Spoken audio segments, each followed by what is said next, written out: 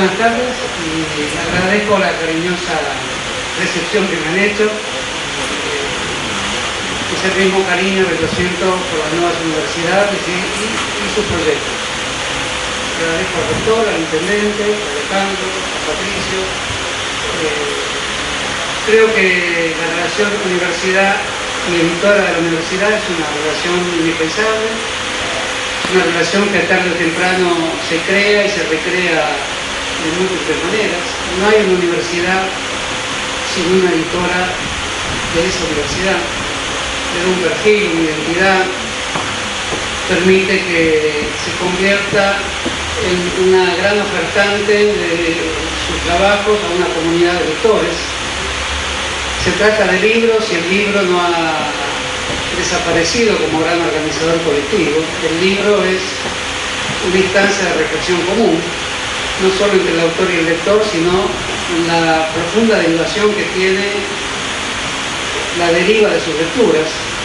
Finalmente, una nación son un conjunto muy pequeño a veces de libros que incesantemente se reescriben, se discuten, se rediscuten y se refutan y vuelven a aparecer.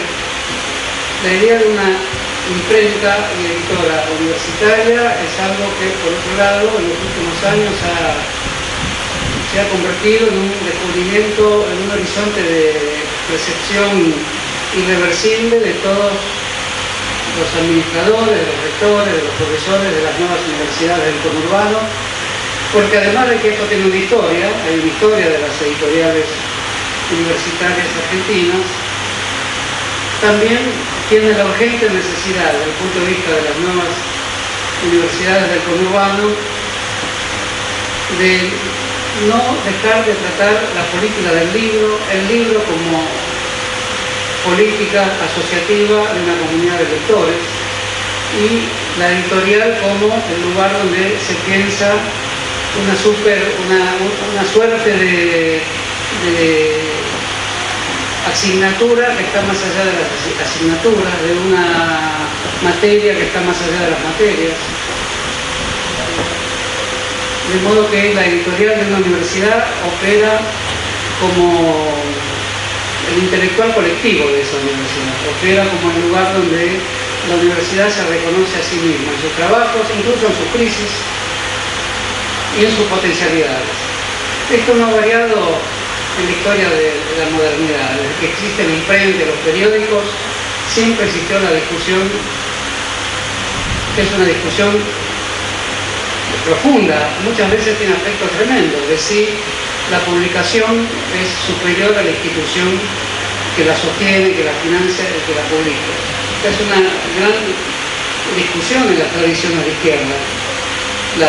Todo el desarrollo de las tradiciones de izquierda del siglo XX vacilaron en darle o más importancia al partido o más importancia a la publicación del partido, y muchas veces se resolvió en la clásica consigna de que el periódico es el organizador colectivo.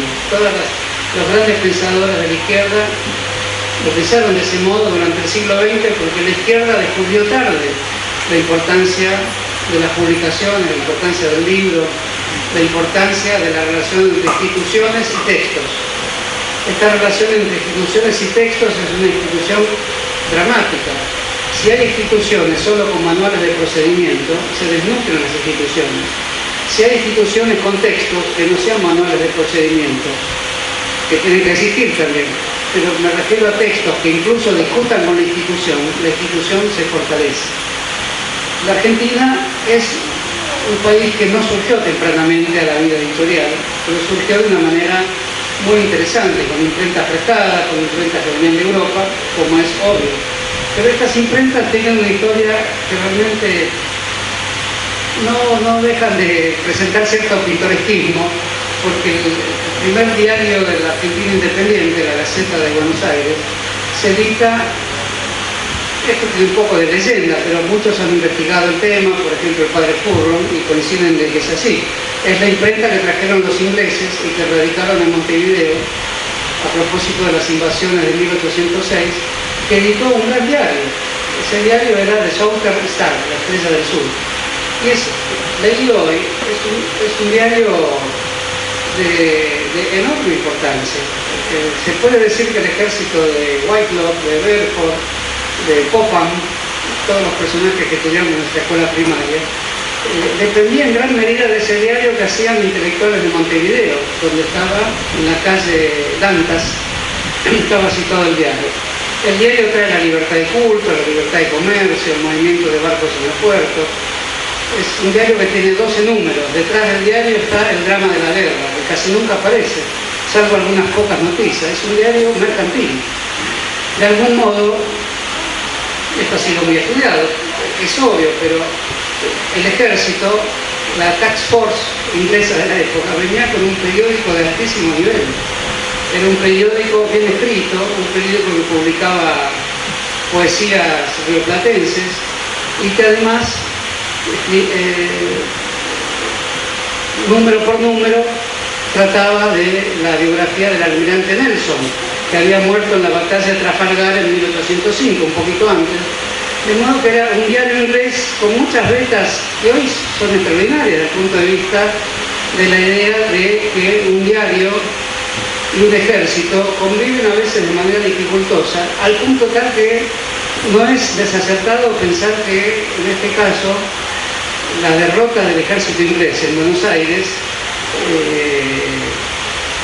resultaba de algún modo paradojal con el diario inglés de Montevideo que anunciaba la liberación del Nuevo Mundo, respetando religiones, etc.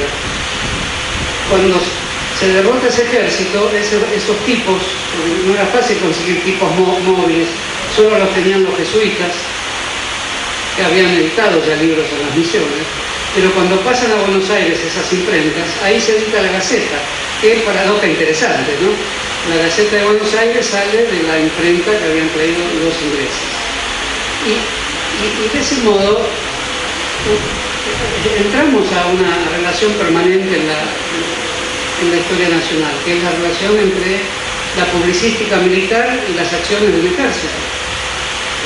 Todo esto introduce el vastísimo tema de la relación entre una institución, sea universitaria, estatal, etc., y sus publicaciones, según la consideren el armazón colectivo que sostendrá la institución o no. Un caso extraordinario del mismo tipo es la imprenta que publica el boletín de guerra del Ejército Grande, el Ejército de Urquiza. Esa imprenta va en una carreta, la dirige Sarmiento, como ustedes saben, y disputa con Urquiza, disputa la dirección de ese ejército.